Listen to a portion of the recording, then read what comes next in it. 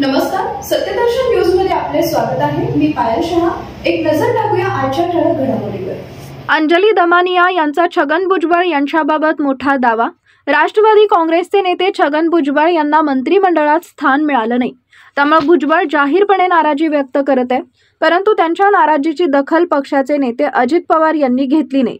या सर्व घडामोडींच्या पार्श्वभूमीवर छगन भुजबळ यांनी मुख्यमंत्री देवेंद्र फडणवीस यांची भेट घेतली। त्यामुळे सामाजिक कार्यकर्त्या अंजली दमानिया यांनी मोठा दावा केलाय।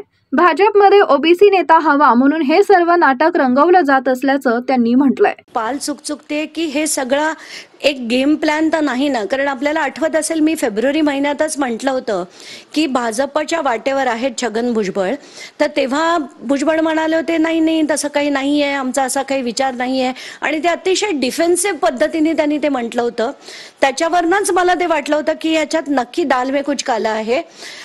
तेव्हा नाही करता आलं म्हणून तो प्रयोग जो आहे एक ओबीसी नेता भाजपमध्ये हवा म्हणून कदाचित हे एक छान नाटक रंगवलंय की त्यांना मंत्रिपद द्यायचं नाही, त्याच्यावर सुनील तटकरे अजित पवार काही म्हणणार नाही, त्यांच्या घरी कोणी विनवणी करायला जाणार नाही, मग ते छगन भुजबळांची भेट घेतील, कार्यकर्त्यांचं असं म्हणणं आहे की त्यांनी भाजपत जावं असं दाखवतील आणि नंतर त्यांना फडणवीस आपल्या पक्षात घेतील। तर हे सगळं त्यांचं कुठेतरी एक छान रंगवलेलं नाटक आहे असंच मला वाटतंय।